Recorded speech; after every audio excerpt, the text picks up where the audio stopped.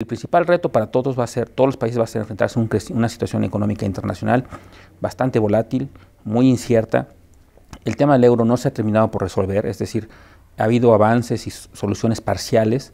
De alguna manera en los últimos días se ha hablado mucho menos de eso, pero está ahí. Además, junto con la incapacidad que ha tenido el país de recuperar esa senda de crecimiento alto y sostenido. Entonces, digamos que hay retos internos que se complican mucho más por la situación mundial. En particular se habla de la reforma laboral, la reforma energética y de una reforma fiscal. Esas tres reformas requieren, por supuesto, de que se aprueben en el Congreso.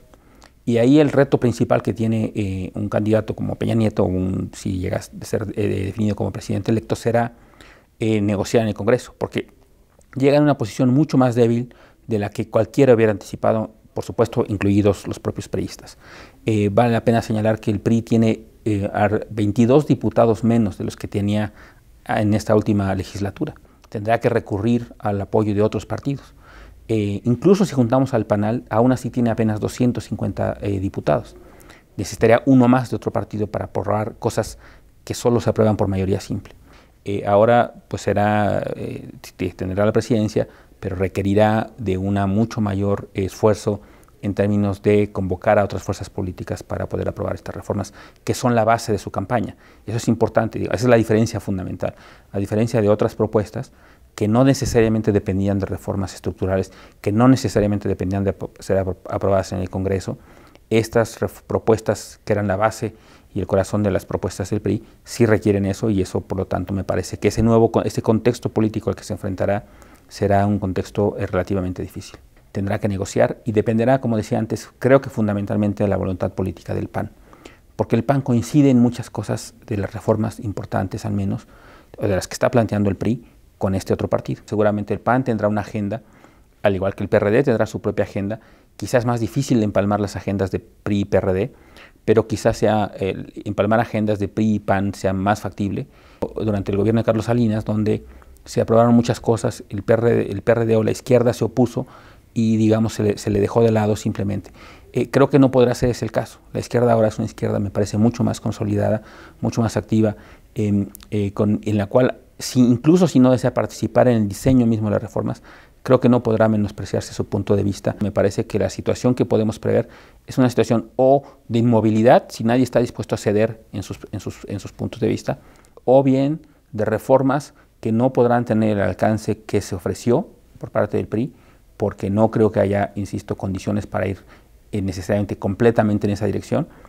Y al final de cuentas, mucho dependerá del PAN, y ahí sí, en ese sentido, quizá PAN, PRD puedan unirse de alguna manera para llevar a cabo reformas en beneficio de ambos como futura oposición. Mientras no se atienda el corazón de los problemas, mientras no se tenga también un buen diagnóstico, pues difícilmente cambiará la situación en el país. Justo ayer me parece que la revista Time le hace una entrevista a Peña Nieto y le pregunta por qué cree él que la reforma energética es fundamental para el crecimiento. Y no es capaz de dar una respuesta. Nadie ha sido capaz de dar una explicación concreta de por qué hay un canal que vincule mayor extracción de petróleo con crecimiento económico. Me parece que eso es un mito, y me parece que ese es parte del problema. Tratan de resolver cosas tangenciales, cosas específicas, cosas sectoriales muy concretas, como este caso del petróleo, sin que nadie diga por qué eso en sí mismo es bueno para el crecimiento. No hay una buena razón para pensar que extraer más petróleo es bueno para el crecimiento de la economía en general. El sector petrolero es un sector muy pequeño, con muy pocos vínculos al resto de la economía mexicana, por lo cual, inclusive si eso fuera cierto, inclusive si se llevara a cabo la reforma, eso no resuelve de fondo el problema del bajo crecimiento de la economía mexicana. Me parece, buscar la solución equivocada a un problema concreto, que es el tema de la falta de crecimiento. Casi nadie menciona el hecho de que no hay créditos para reactivar la economía. Y eso es muy fácil, eso no tiene que ver con el Congreso, es una cuestión de la regulación del sistema financiero, por una parte. Y luego, por otra parte, está el tema del gasto público dirigido a infraestructura. Durante muchos años, básicamente, desapareció el gasto en infraestructura, y entonces no tenemos gasto en infraestructura. O lo que hay está totalmente fragmentado.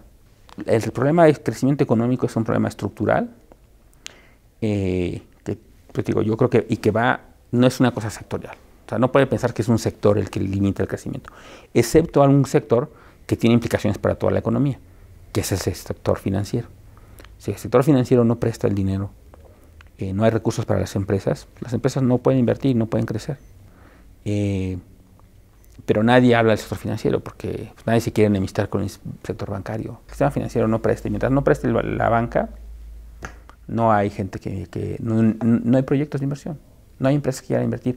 Empresas chicas no pueden crecer, empresas medianas no pueden ser grandes. Las empresas grandes no tienen problema porque se financian en el exterior.